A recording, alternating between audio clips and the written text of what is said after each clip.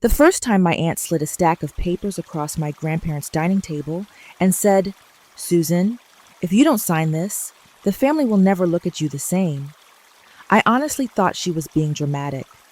By the third meeting, when there were folding chairs lined up like a makeshift jury box, Bibles scattered across the table, and church elders sitting stiffly at the ends like moral referees, I understood something I'd never wanted to admit.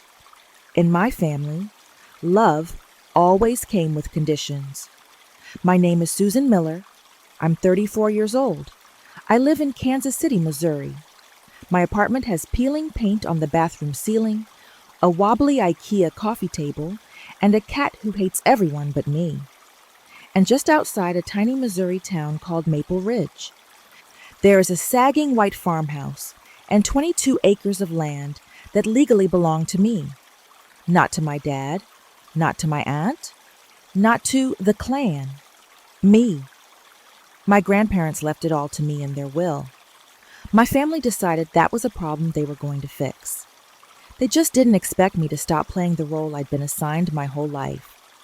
The quiet, helpful one who never says no. They definitely didn't expect a lawyer. If you drive about an hour south from Kansas City, the city glass and concrete slowly give way to fields, small towns, and beat-up gas stations with 3 pumps and a handwritten sign that says, "Restroom for customers only." Maple Ridge is one of those towns you only end up in if you're lost, born there, or visiting family. There's a Casey's, a diner called Betty's Place that does meatloaf on Tuesdays, a Dollar General, and a red brick Methodist church with a white steeple and a parking lot full of pickup trucks every Sunday. My grandparents, Frank and Margaret Miller, bought their land there in 1979.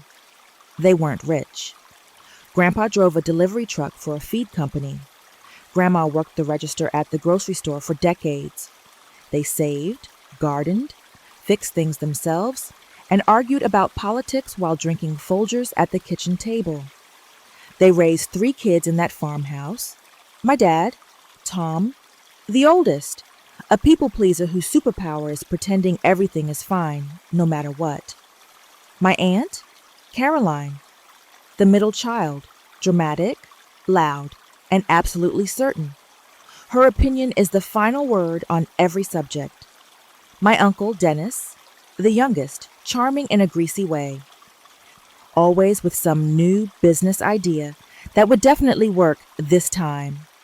I was the first grandchild. Some of my earliest memories are of that house, falling asleep on the scratchy plaid couch while the Royals game hummed on TV, running barefoot in the yard, toes sinking into clover and dandelions, standing on a step stool in the kitchen to help Grandma stir cake batter while she hummed old church hymns under her breath. As I got older, the visits changed. I went to college in Kansas City and then got a job as a marketing coordinator for a regional hardware chain. It wasn't glamorous, but it paid enough to cover rent, student loans, and my coffee addiction. Meanwhile, my grandparents started to slow down. Grandpa's knees hurt. Grandma's blood pressure went up. Their world shrank to the house, the church, the doctor's office, and the grocery store. My aunts and uncles still lived closer to them than I did. Aunt Caroline and Uncle Dennis were both less than 20 minutes away.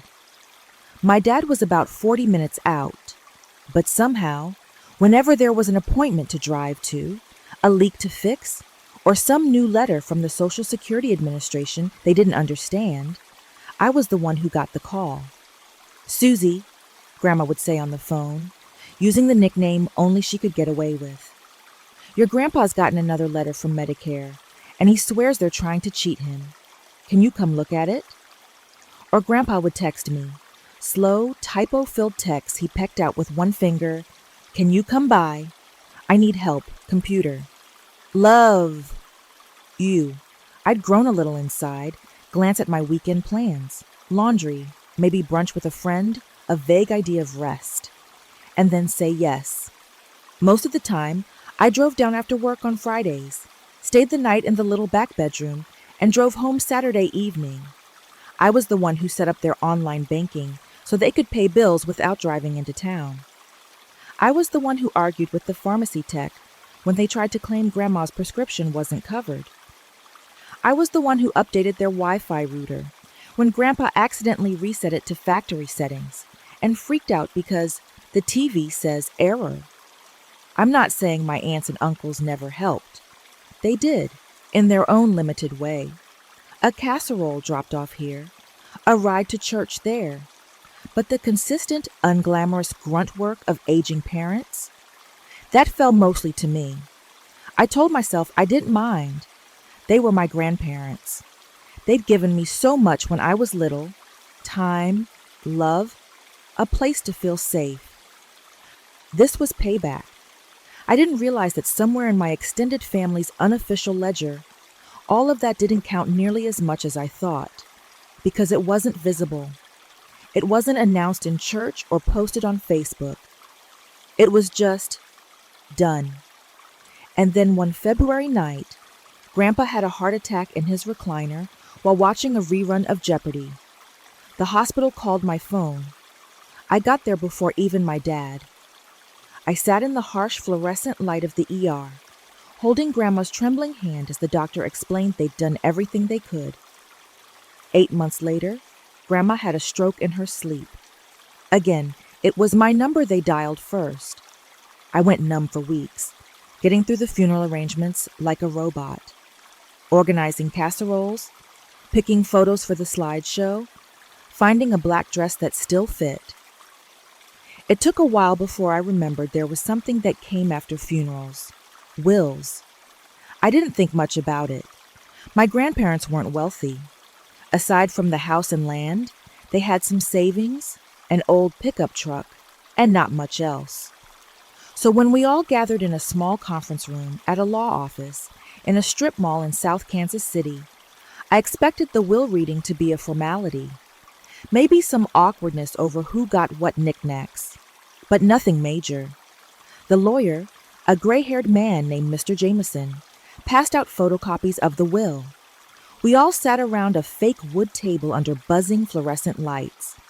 A framed poster of a mountain with the word Perseverance in bold letters hung crookedly on the wall. Mr. Jameson read through the usual stuff. Small bank accounts divided between the 3 children. Personal belongings distributed broadly. A few small bequests to the church. Then he reached the part about the property.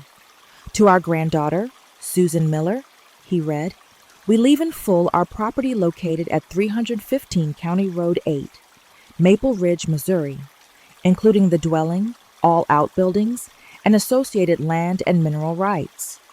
We trust her to do with it as she sees fit." He kept reading, but the words blurred. My heart was beating so loud I could hear it in my ears. They left the land to me. I glanced around the table. My dad's head was bowed, his face unreadable. My mom was chewing the inside of her cheek. My younger brother, James, looked surprised but not angry. Aunt Caroline's mouth had fallen open. She snapped it shut, lips thinning into a line. Uncle Dennis's eyebrows shot up. His eyes flicked from the papers to me, then to my dad. When it was over, Mr. Jameson asked if anyone had questions. Nobody said anything. We filed out of the room in stiff, hushed silence, clutching our copies of the will. Outside, the late afternoon sun cast long shadows across the parking lot. "Congratulations, kiddo," James murmured awkwardly, giving my shoulder a squeeze. "Grandma always did say you were the responsible one." I managed a weak smile. My dad cleared his throat. "We'll talk later," he said, looking both proud and nervous. My mom gave me a quick hug and said, "This is a lot. Don't make any decisions too quickly, okay?" I nodded, feeling like I was underwater. Aunt Caroline and Uncle Dennis didn't say congratulations. They didn't hug me. Instead, Aunt Caroline waited until my parents had walked ahead, then stepped close, her perfume too strong, her nails digging lightly into my arm. "This isn't over," she said quietly. No one person holds the family's land. We'll figure out a way to fix this. She let go and walked away, her heels clicking sharply on the pavement. It was the first warning shot. I just didn't recognize it as one yet. 3 weeks after the will reading, I was on my couch in Kansas City, wearing sweatpants and eating leftover Thai food while some forgettable crime show played on TV. My cat, Pumpkin, was curled up at my feet, snoring. My phone buzzed. New group text, Miller family, land matters. I opened it. Aunt Caroline had created the chat. The participants list included Aunt Caroline, Uncle Dennis, my parents, me, James, Cousin Lindsay, Cousin Mark, and inexplicably, 2 older relatives from Maple Ridge I barely knew, outside of funerals and holiday dinners, both in their 70s. The messages started coming fast. Caroline, we need to talk about the farm. Dennis, this isn't what Mom and Dad meant. Lindsay, sis, we love you, but that place belongs to the family as a whole. Mark, yeah, it's a heritage property, not a personal vacation spot. One of the older relatives chimed in. Aunt Ruth, technically my great-aunt. Our people always kept the land in the clan. No one person ever claimed it. Uncle Walt, the elders are concerned. This doesn't look right. Then Caroline again. We all decided it's best if the property is moved into a family structure, so it's protected. Susan, can you come out to Maple Ridge on Sunday? The elders would like to speak with you. My stomach twisted. The elders? I stared at the screen for a long moment before typing back. Sure. What time? Her reply came almost instantly. After church, noon. We'll have lunch and talk like a family. The phrase like a family felt less like comfort and more like a threat. On Sunday, I drove down. The farmhouse looked the same from the outside. White paint peeling a little more, the front steps sagging, the tire swing still hanging from the old oak, swaying gently in the breeze. But inside, it felt different. The air was heavier. The dining room table had been cleared of its usual clutter and replaced with neat stacks of paper, a couple of Bibles, and styrofoam cups of sweet tea, sweating onto napkins. Chairs lined both sides of the table and wrapped around the ends. It looked like a jury box.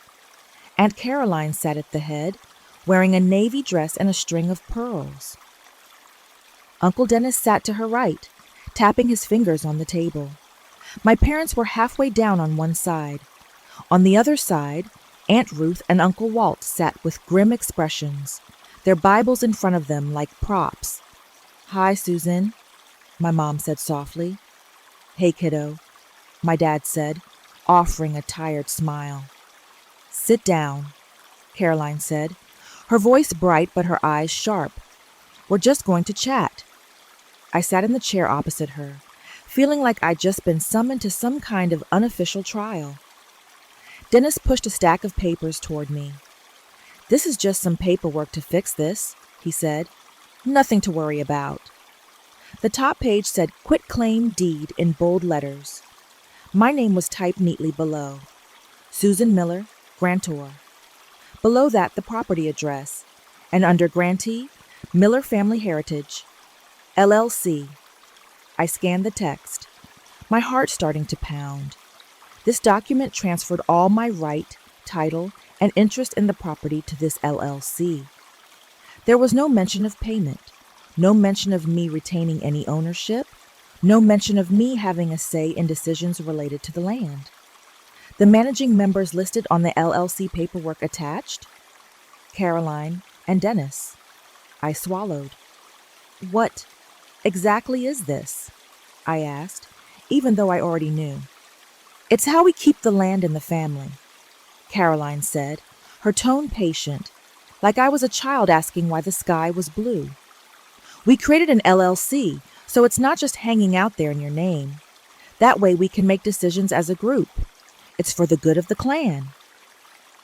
It's about protection, Dennis added, Liability, taxes, all that. It's complicated. You don't want that headache, do you? My dad spoke up, sounding uneasy. They're just trying to help take the weight off your shoulders, honey. Property is a lot of responsibility. You work full-time. You live in the city. Susan, Aunt Ruth said, leaning forward, that land has been in our bloodline for generations. Never once did it belong to one person alone. Even when your great-grandfather died, the family knew it was for everyone. That's our way. Uncle Walt nodded. In our people, he said, you don't put yourself before the clan. Clan. The word stuck to my skin like oil. I looked back down at the deed. Nowhere did it say, for the clan. It said Miller Family Heritage, LLC, an entity controlled by two specific people, Caroline and Dennis. If I sign this, I said slowly, does that mean I'm no longer the owner? Caroline laughed lightly. Oh, sweetie, you're thinking about it wrong. Ownership is just a legal technicality. What matters is that we keep it as a family. Right now, on paper, it looks like you're hoarding it. That isn't the image we want in the church, in town, in the eyes of God. You'll still be part of decisions, Dennis said, waving his hand dismissively. We'll let you know what we're doing. You'll be in the loop. We'll let you know. Not you'll vote. Not you'll share. Not you'll be equal. I was already feeling cornered, but then came the next layer. You need to think about what people will say, Caroline said, voice dropping. If you don't sign, if you insist on keeping everything for yourself, people at church are going to talk. The elders are already asking questions. Folks in town are talking too. They think it's strange. They think it's ungrateful. Ungrateful to who? I asked. To your bloodline, she snapped. Then softer, we don't want this to divide the family, Susan. But if you go against the clan, we can't protect you from the consequences. What consequences? I asked, my voice small. Silence answered for a beat. Then Aunt Ruth said quietly, people remember, doors close, invitations stop. It gets very lonely when you're the one who turned your back on your people. I looked at my parents. My mom wouldn't meet my eyes. My dad looked like he was shrinking into his chair. I need time, I said finally. I don't understand this stuff. I want to read it over. Caroline sighed heavily, like I was being unreasonable. Fine, she said, but the probate hearing is next month. We need this sorted before then. The last thing we want is to look like a fractured family in front of a judge. That would be embarrassing. For all of us. Embarrassing. There it was. Not illegal. Not wrong. Embarrassing. I took the papers, slid them into my bag, and drove back to Kansas City in a fog.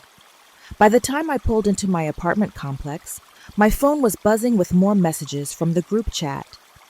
We're trusting you to do the right thing. Don't let us down. Grandma and Grandpa wanted unity. Don't be the one to break the chain. I sat in my parked car, staring at my phone, my chest tight. Then, for the first time in a long time, a tiny rebellious thought surfaced. What if the right thing wasn't what they said it was? That night, I sat at my kitchen table with the quitclaim deed, my laptop, and a rapidly cooling mug of coffee. I typed quitclaim deed family pressure into Google. Then, can my family force me to sign over inheritance? Then, probate court Missouri heir rights. I fell down a rabbit hole of estate law articles, Reddit threads, blog posts by lawyers who sounded exhausted by how often they saw this exact situation. One sentence kept appearing. Do not sign anything without speaking to a lawyer. I looked back at the deed. It clearly stated that I was conveying all of my interest in the property to the LLC for $10 and other good and valuable consideration. $10. They weren't even pretending to pay fair value. I flipped to the LLC paperwork. Managing members: Caroline Miller and Dennis Miller. No mention of me. No default share of profits. No built-in requirement to consult me on any sale, lease, or loan. The more I read, the sicker I felt. I thought about calling my dad, but I knew what he'd say. He'd talk about keeping the peace, about not making waves, about how land isn't worth losing your family over. I thought about calling Aunt Caroline, but I knew what she'd say too. More guilt, more clan, more talk about what God wants. Instead, I opened a new tab and typed, Probate Attorney, Kansas City, free consultation. That's how I found Naomi. Her website was simple: white background, a photo of a woman in her 40s with dark hair pulled back, wearing a blazer and cowboy boots, standing with her arms crossed in front of a field. Underneath, it said, Naomi Brooks, attorney at law, estate planning, and probate, protecting your legacy and your sanity. I clicked. Her biography talked about growing up on a farm, watching relatives tear each other apart over land, and deciding to go to law school because of it. I stared at the contact form. In the reason for consultation box, I typed, my grandparents left me their land. My extended family is trying to pressure me into signing it over to them using guilt, religion, and threats. I don't know what my options are. I hit submit. She called the next morning. Her voice was steady and calm. Hi, Susan. This is Naomi. I saw your message. When can you come in? Her office was on the second floor of an old brick building downtown, the kind that smelled like coffee and dust and old copies of contracts. The waiting room had 2 gray chairs, a small table with outdated magazines, and a plant that might have been real or very good plastic. Naomi's office itself had a big window overlooking a busy street, shelves of legal books, a couple of framed certificates from the University of Missouri, and a photo of a little farmhouse on a wall.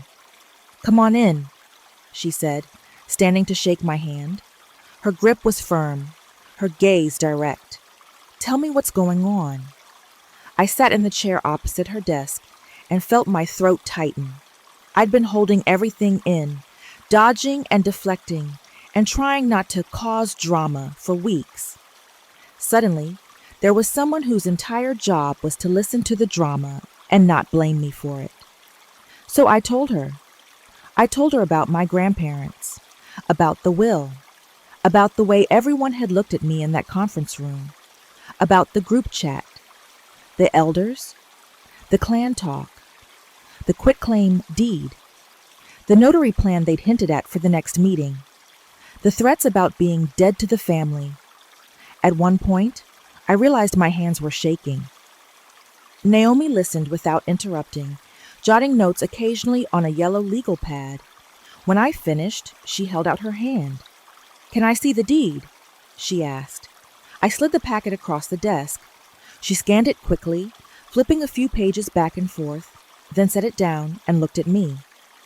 Okay, she said. First things first, you were not crazy for feeling like this is wrong. It is wrong. My eyes stung. So, I shouldn't sign it? I asked, already knowing the answer, but needing to hear it. If you sign this, she said, tapping the deed, you are giving up your ownership of the property permanently. You will have no legal rights to it. None. If they decide to sell it, bulldoze the house, or take out a loan using it as collateral, they do not have to ask your permission. They do not have to pay you anything beyond whatever they feel like. Once you sign, you cannot undo it just because you regret it later. I let that sink in. Even if they pressured me? I asked. She shrugged slightly. Coercion is hard to prove after the fact, especially without documentation. That's why I'm glad you came now, before you signed. Has anyone put their threats or guilt trips in writing? Yes, I said. Texts, group chat messages, Facebook DMs. Good, she said. We're going to save those. She explained that the will was clear and valid. My grandparents had the right to leave their property to whoever they wanted. Unless someone could prove they were incompetent or manipulated when they wrote it, the court's job was to carry out their wishes, not override them based on family feelings. Your aunt and uncle are trying to do an end run around probate by getting you to sign it away voluntarily, Naomi said. They don't want to contest the will because they know they probably won't win. So instead, they're using social pressure and religious guilt. That's exactly what it feels like, I said. She leaned back in her chair. How close are we to the probate hearing? She asked. About 4 weeks, I said. Mr. Jameson said he'd be filing everything soon. Okay, she said. Here's what I recommend. 1, do not sign anything. 2, do not tell them you've hired me. 3, from this moment on, every time they call you about the land, you record the call. Missouri is a one-party consent state. As long as you're part of the conversation, you can legally record it. 4, save every message, every guilt trip, every "you'll be dead to us" text. And then? I asked. And then, she said, we go to probate. We present the will as written. If they show up with some story about wanting to keep it in the clan and hint that you agreed to something, we produce the evidence that they've been trying to bully you into giving up your inheritance. Judges do not like bullies. I sat there, stunned. All my life, I'd been taught that bringing outside help into family business was betrayal, that you handled things privately, quietly, no matter how unfair they were. Won't this make things worse? I asked. In terms of them being mad at you? She said. Probably. But ask yourself this. Are you more afraid of making them mad, or of spending the rest of your life regretting that you signed away? The only thing your grandparents left you because you wanted to keep the peace. I imagined Aunt Caroline's face if she found out I'd hired a lawyer. Then I imagined myself at 50, looking at some new development on that land, condos or a solar farm or a giant warehouse, and knowing I'd given it up for free to people who didn't even see me as a full person. I thought about Grandma's hands, soft and warm, holding mine in the hospital. Grandpa's voice on the phone saying, "You're a good girl, Susan. You always show up." I straightened my shoulders. I don't want to sign, I said. I want to keep what they gave me. Naomi smiled, just a little. Good, she said. Then let's make sure you can. The next few weeks were an exhausting mix of performance and documentation. On the outside, nothing changed. I still answered Aunt Caroline's calls. I still replied to the group chat occasionally. I still drove down once more when they insisted on another talk. But on the inside, I had flipped a switch. Before every call, I opened the voice recording app on my phone and hit record. I saved every text, every Facebook message. I took screenshots and backed them up to a folder Naomi told me to create and share with her. I made my voice small and uncertain in conversations and asked questions Naomi had suggested. So, what happens if I don't sign? I just don't want to upset anyone. Caroline, thinking she was winning, said, "You will split this family in half. The elders won't speak to you. No one will invite you to anything. You'll be alone at Christmas.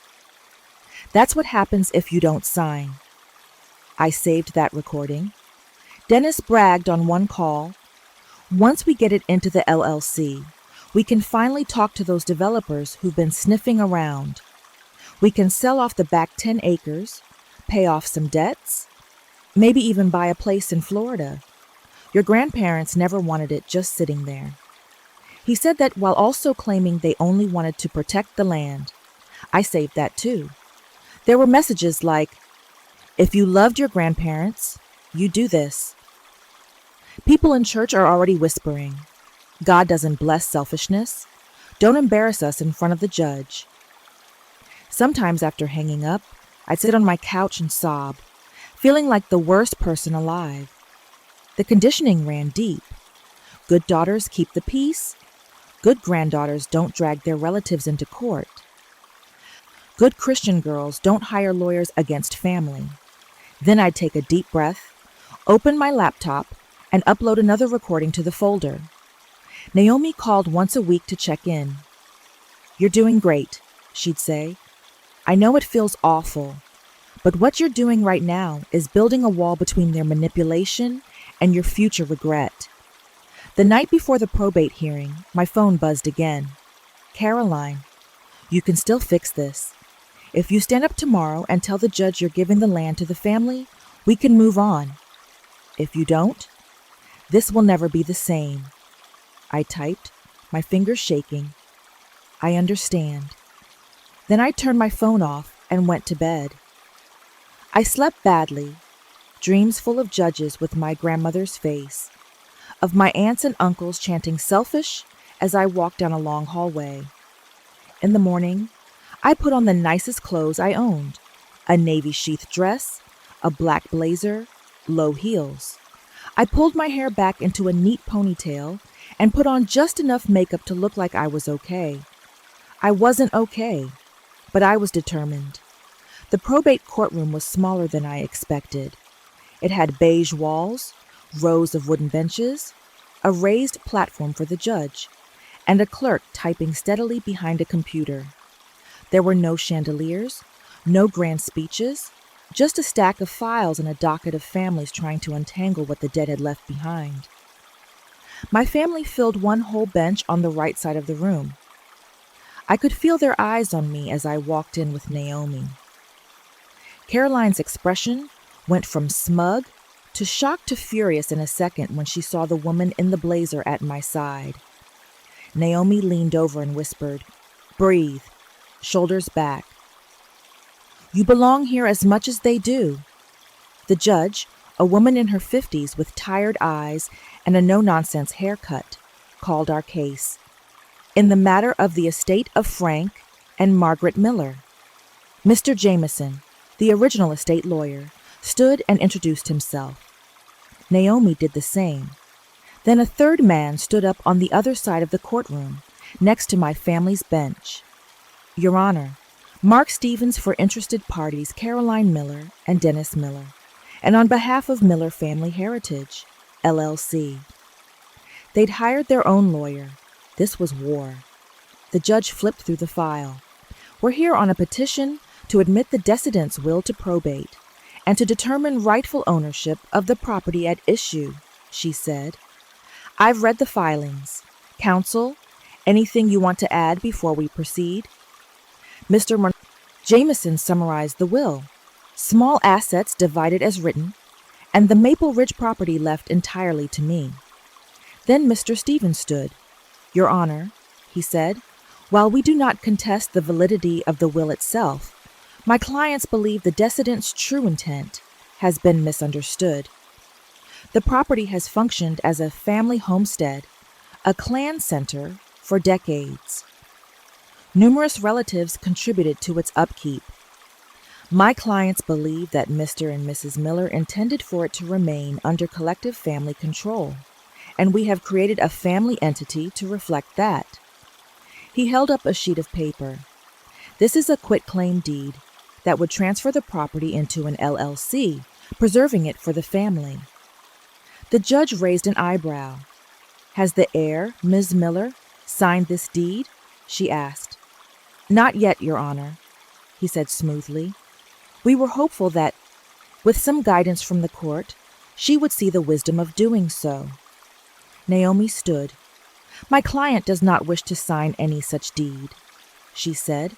"She wishes to accept the bequest as written." The judge turned to me. "Ms. Miller," she said, "do you understand that under this will, the property passes to you outright, and that you are under no legal obligation to sign any additional paperwork transferring it to anyone else?" "Yes, Your Honor," I said, my voice shaking slightly. "I understand, and I want to keep it the way my grandparents left it." I could feel Caroline's stare burning into the side of my head. The judge nodded. "Very well," she said. Then what, precisely, is the legal basis for the interested party's request, Mr. Stevens? I'm not hearing an allegation of fraud or lack of capacity. He shifted just a bit. Well, Your Honor, there is the matter of fairness, he said. The decedents spoke often about wanting to keep the land in the family. Many relatives assumed they'd share in it. We're simply asking the court to acknowledge that broader intent. Do you have any written evidence of a contrary intent? The judge asked. Any codicils, letters, emails, recorded statements? He hesitated. Not in that form, Your Honor, but we do have affidavits from several family members about conversations in which the decedents expressed a wish for the land to be for the clan. Naomi stood again. Your Honor, she said, even if such vague statements were made, they cannot override the clear, unambiguous language of the will. And in determining whether any outside intent should be considered, the court should also be aware of the efforts that have been made to pressure my client into relinquishing her inheritance. She picked up a thick binder. With the court's permission, I'd like to submit Exhibits A through H, text messages, group chat logs, and transcriptions of phone calls in which Ms. Miller is threatened with social and religious ostracism if she does not sign a quitclaim deed, as well as discussions by the interested parties about using the property for their personal financial gain. The judge's eyebrows rose again. Bring them forward, she said. Naomi handed the binder to the clerk, who passed it up. The judge flipped through the pages, eyes scanning the highlighted sections. I watched her expression tighten. She read aloud from one page. If you don't sign, you'll be dead to this family and alone at Christmas. Another, the elders will shun you, and God won't bless your selfishness. Here's one. Once we get it in the LLC, we can finally sell off the back acres and pay off our debts. She looked up over the rims of her glasses at my family's bench. Counsel, these are your clients? She asked. Mr. Stevens cleared his throat. Your Honor, these are emotional conversations during a difficult time, he said. Family members grieving, saying things they don't mean.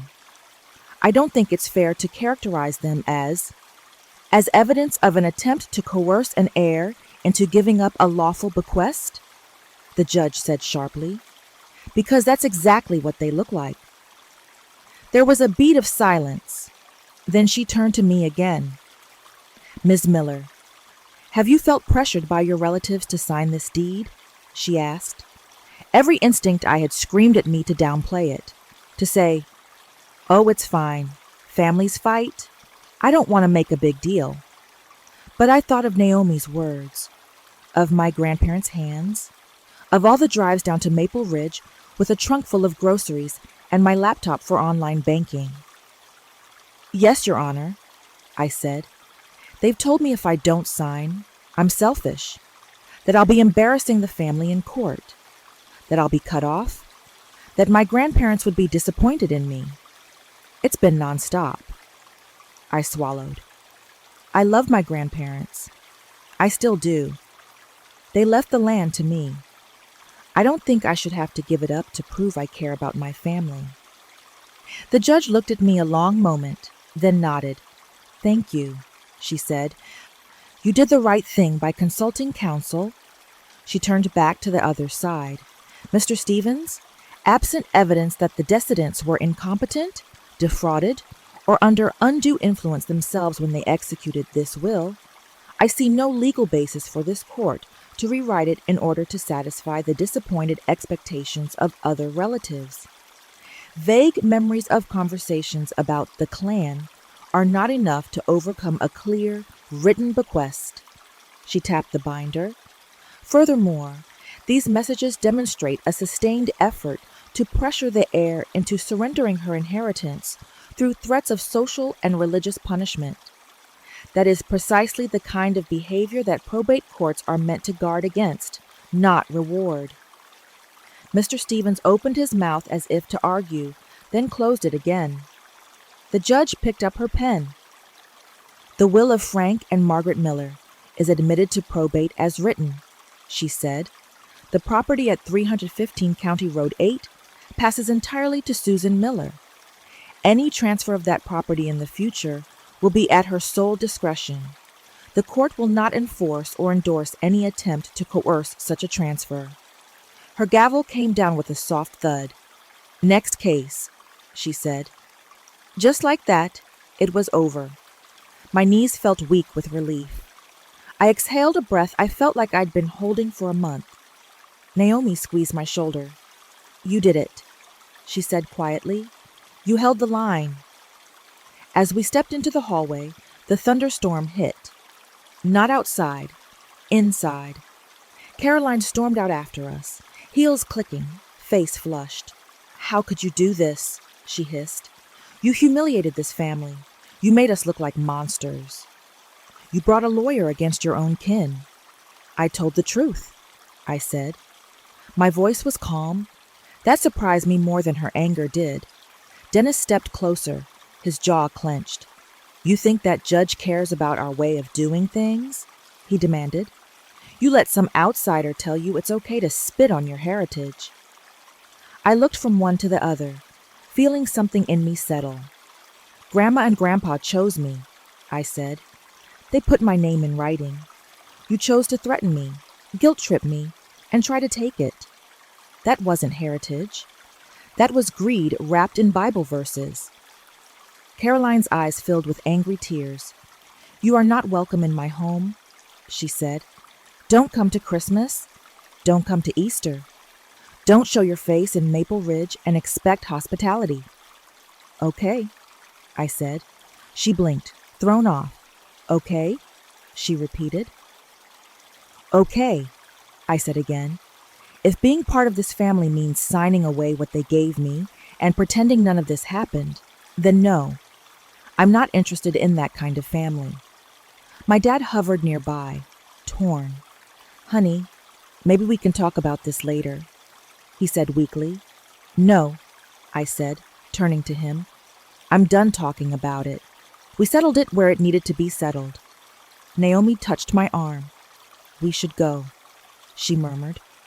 We walked out of the courthouse into an overcast afternoon. The air smelled like rain and asphalt. I felt strangely light, not happy, not yet, but free in a way I hadn't expected. The fallout was swift. I wasn't invited to Thanksgiving that year. No text, no email, no "Are you coming?" from Caroline or Dennis. My parents went, though. My dad called the day before, his voice apologetic. "We're going just so they don't say we're choosing sides," he said. "It doesn't mean we agree with them." "It's okay," I said, even though it wasn't. On Thanksgiving Day, I made myself a small dinner in my apartment, a turkey breast from the grocery store, instant mashed potatoes, canned green beans. I poured myself a glass of cheap red wine and watched a parade on TV. Pumpkin sat on the back of the couch, tail flicking, watching me. When my phone stayed silent, I cried for a while. Not because I regretted anything I'd done in court. I didn't. But grief doesn't just attach to people who die. It attaches to the version of family you thought you had.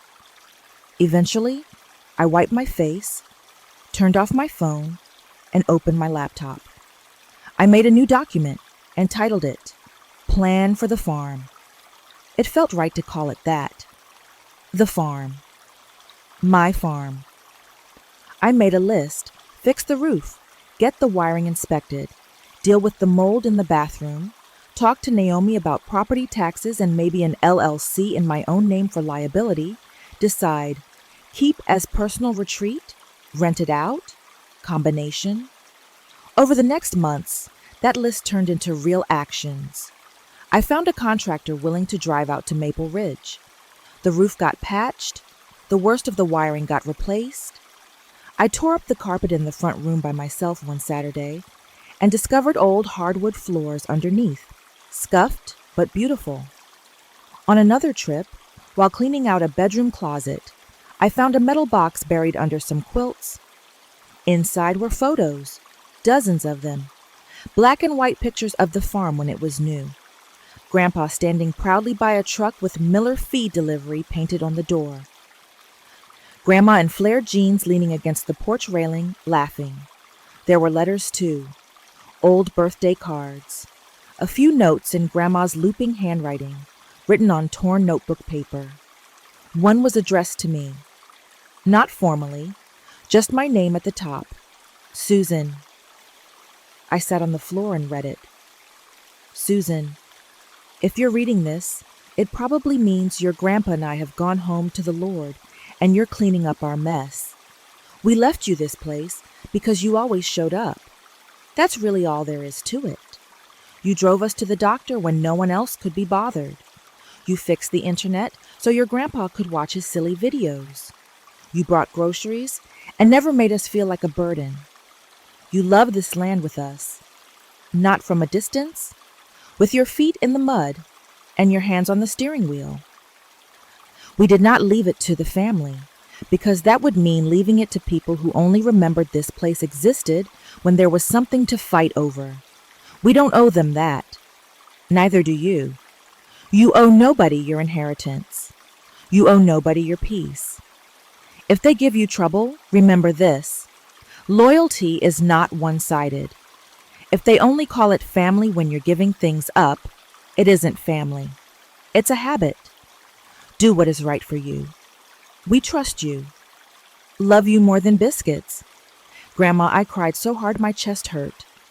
Then I made a copy of that letter, scanned it, and put the original in a plastic sleeve to keep it safe. Whatever doubts I'd had about whether I'd betrayed my grandparents melted away. They'd known exactly what kind of storm this would create. They'd chosen me anyway. Over the following year, I split my weekends between my life in the city and the slow, stubborn project of bringing the farmhouse back to life. I painted the walls. I scrubbed cabinets. I hauled out broken furniture, sorted through decades of stuff, deciding what to keep, what to donate, what to throw away. I set up a small desk by the window in the back room and started working from there on Fridays when my boss okayed it. There's something about answering marketing emails while watching the wind move through the trees that makes corporate nonsense a little easier to tolerate. Eventually, I listed the farmhouse on Airbnb as a simple country retreat. Nothing fancy. Just a clean, comfortable place for people to get away from the city, with a porch swing and a big sky full of stars at night. The first booking felt like a tiny miracle. Slowly, the income covered the property taxes, the utilities, and then some. The money that would have gone straight into Caroline and Dennis's pockets if I'd signed that deed. It went into a separate account labeled Farm Fund instead. Roof repairs, fence upgrades, a new water heater, a savings cushion for when something big inevitably broke. People in town noticed, of course. Some were cold. A few lifelong church ladies gave me cool nods instead of warm hugs when they saw me at the grocery store. I heard through my parents that there were still whispers about how I dragged my family into court. But there were other reactions, too. One day at Betty's place, as I sat alone eating meatloaf and mashed potatoes, an older woman I knew vaguely as Mrs. Harper slid into the booth across from me without asking. She wrapped both hands around her coffee mug and said, "Your grandma told me once she was leaving you this place because you actually came when she called." I blinked, surprised. She said that others had their own lives. Mrs. Harper continued. But you were the one who showed up when the doctor's office called about test results. You were the one who reset the Wi-Fi every time it died. She wasn't confused when she wrote that will. You hear me? Tears pricked my eyes. I hear you, I said. She nodded. Then stop letting people who weren't there tell you what she meant. News about the Airbnb filtered around too. Some relatives used it as fresh ammunition. Look at her, making money off the farm like a hotel, Caroline reportedly said. Others booked weekends. One of my cousins, Mark, came with his wife and kids. He messaged me privately afterward. "Hey, I know things are weird with Mom and Uncle D, but the place looks great. The kids loved it. Grandma would have been proud." That message meant more to me than he probably realized. Not long after, my dad started coming out on weekdays sometimes, just to sit on the porch with me. He'd bring a bag of fast food burgers and a 6-pack of soda. One evening, as the sky turned orange and pink, he cleared his throat. "I should have stood up for you more," he said. I looked at him, surprised. "In court, you mean?" I asked. "In general," he said. "Your aunt's got a way of steamrolling people. I let it happen too many times. I didn't want to be in the middle, so I pretended I wasn't. Even when you were the one getting squeezed." I didn't say anything at first. Pumpkin, who had decided the farm was an acceptable second home, wandered between our ankles. "I thought keeping the peace was the most important thing," he said. "But what you did, going to a lawyer, standing up there and saying no, that was brave. I know it cost you." I felt my throat tighten. "It did," I said, "but signing would have cost more." He nodded slowly. "I'm proud of you, Susan," he said. I don't know if I ever said that out loud. I swallowed hard. "Thank you," I said. "That helps." Holidays are still strange. There are 2 Christmases now, the one my parents go to with Caroline and Dennis, and the one I make for myself. Last year, instead of sitting alone in my apartment, I hosted a holiday misfits weekend at the farmhouse. A couple of friends came, people whose own families were complicated. We cooked too much food, watched cheesy movies, and took turns sharing stories about boundaries we were learning to set. At one point, my friend Jasmine raised her glass and said, "Here's to inherited land and inherited trauma, and to learning which one to keep." We all laughed, but there was a lump in my throat as I clinked my glass against hers. I stood at the kitchen window that night and looked out at the dark fields. The wind moved through the trees. Somewhere in the distance, a dog barked. The house creaked and settled around us, old and stubborn and still standing. I thought of the girl who sat at that same table months earlier, surrounded by relatives telling her she'd be dead to them if she didn't sign a piece of paper. I thought of the woman who had walked into a courtroom instead and said, "No, this is mine." Here's what I know now. Family is not a magic word that makes everything done in its name holy. Tradition is not a shield to hide greed behind. Honor that only goes one way is not honor. It's control dressed up in nice clothes. You are allowed to keep what was freely, intentionally given to you. You are allowed to say no, even if everyone in the room shares your last name. You are allowed to choose a lawyer over loyalty to a system that only works when you disappear. My grandparents left me land. But more than that, they left me a chance to break a cycle where love always meant give more, be less, don't complain. I took it. If you've ever been in a room full of people telling you to sign something for the sake of the family, I hope you hear my story and know this. You're not selfish for asking questions. You're not disloyal for talking to a lawyer. You're not evil for refusing to sacrifice yourself on the altar of clan expectations. Sometimes the bravest, most loyal thing you can do, for the people who loved you, for the younger version of you who didn't know better, for the future you who deserves peace, is to keep the pen in your own hand, look up, and say, "No, not this time."